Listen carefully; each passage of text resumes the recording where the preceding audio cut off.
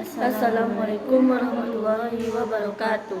Perkenalkan, nama saya Fika Rahmi dengan NIM 2430304010 dan teman saya. Perkenalkan, nama saya Filia Ramadian, NIM 2430304024. Baiklah, di sini kami akan membacakan hasil diskusi kami, yaitu tugas dari mata kuliah Komunikasi Ilmiah yang berjudulkan Pola Aliran Informasi dalam Organisasi Perpustakaan. Pola aliran informasi dalam organisasi perpustakaan memainkan peran penting dalam meningkatkan efektivitas dan efisiensi operasional perpustakaan.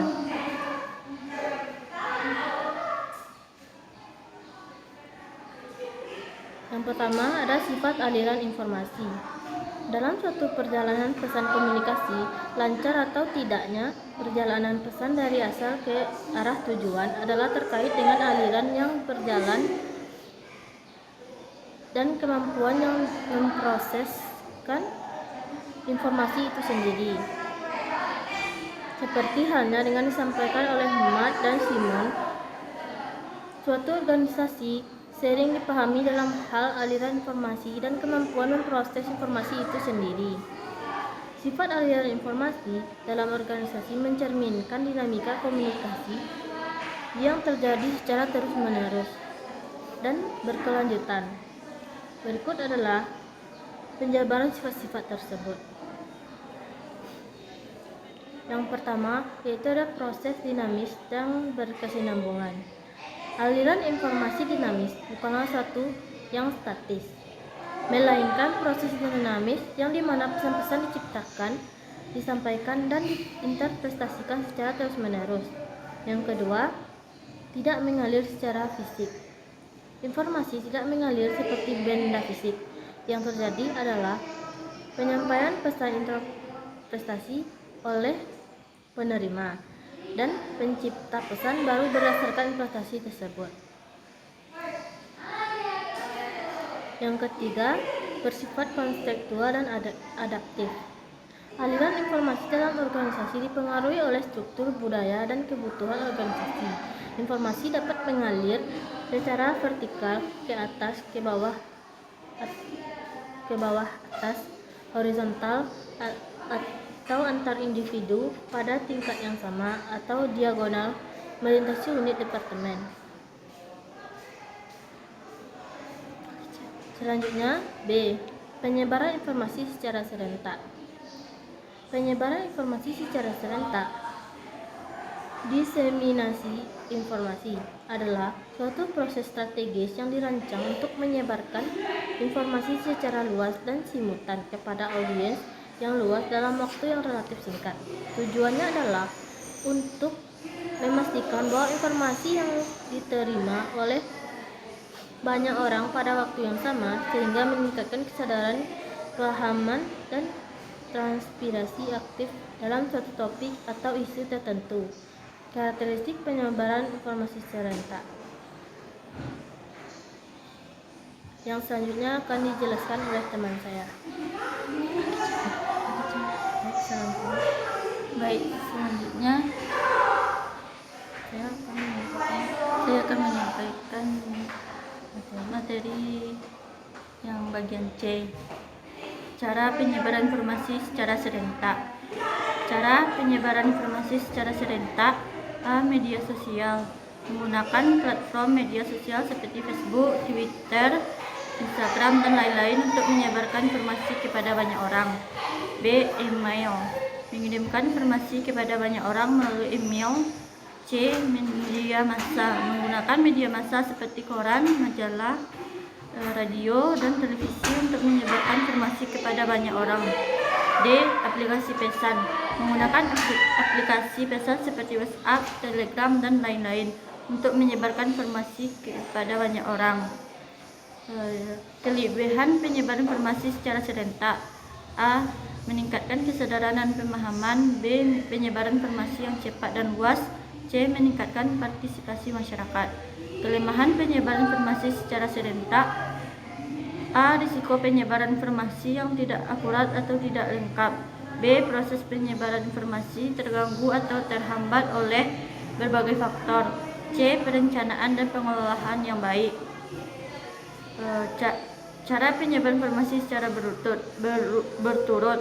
Menurut Haney 1992 mengatakan bahwa penyampaian pesan berurutan merupakan bentuk komunikasi yang utama yang pasti terjadi di dalam organisasi. Penyebaran informasi secara berurutan berarti proses atau alur informasi disampaikan dari satu pihak ke pihak lain dalam tahapan tertentu agar pesan tersampaikan secara jelas dan efektif. Berikut ini adalah tahapan atau urutan umum dalam penyebaran informasi.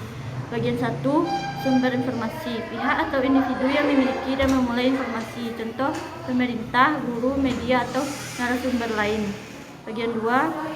Pengkodean atau encoding. Informasi diubah ke dalam bentuk yang bisa dimengerti oleh penerima seperti bahasa, tulisan, lisan, gambar, atau simbol. Contoh, pemerintah membuat infografis tentang protokol kesehatan.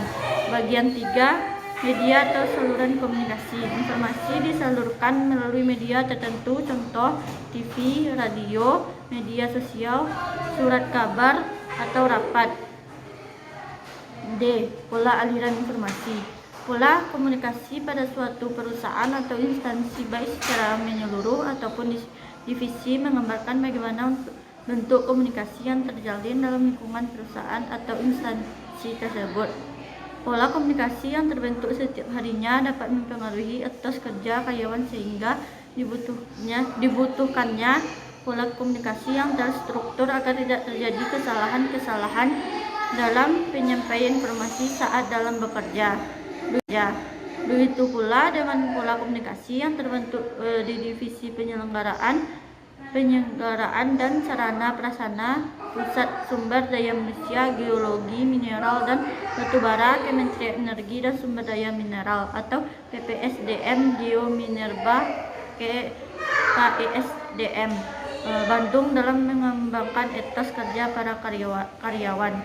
Pola aliran komunikasi menggambarkan arah dan bentuk hubungan pertukaran informasi dalam suatu organisasi atau kelompok. Berikut adalah beberapa pola aliran komunikasi yang umum. 1. Komunikasi searah atau one-way communication. Informasi hanya mengalir dari satu pihak ke pihak lain tanpa umpan balik, contoh pengumuman di TV, pidato. 2. Komunikasi dua arah atau two-way communication. Terjadi interaksi timbal balik antara pengirim dan penerima pesan, contoh wawancara, diskusi, tanya jawab. 3. Aliran komunikasi dalam organisasi. A. Komunikasi vertikal, ke atas atau upward, dari bawahan ke atasan, contoh laporan kinerja dari staf ke manajer. Ke bawah atau downward, dari atasan ke bawahan, contoh instruksi kerja dari manajer ke staf. B. Komunikasi horizontal atau lateral, antar pihak yang setara dalam struktur organisasi, contoh diskusi antar bagian atau divisi. C. Komunikasi diagonal atau cross communication, melintasi jenjang dan fungsi organisasi, contoh staf bagian produksi langsung berkomunikasi dengan manajer keuangan. D. Komunikasi sirkular atau melingkar, informasi berputar dari satu orang ke orang lain secara berurutan dan kembali ke sumber awal, contoh rapat kelompok dengan giliran bicara. E. Komunikasi rantai atau chain communication, informasi mengalir secara berurutan dalam garis lurus, contoh informasi dari direktur ke manajer, lalu ke supervisor, lalu ke staf. Baik, hanya sekian penyampaian materi dari kami. Kalau ada salah dan janggal, kami mohon maaf. Assalamualaikum Waalaikumsalam warahmatullahi wabarakatuh.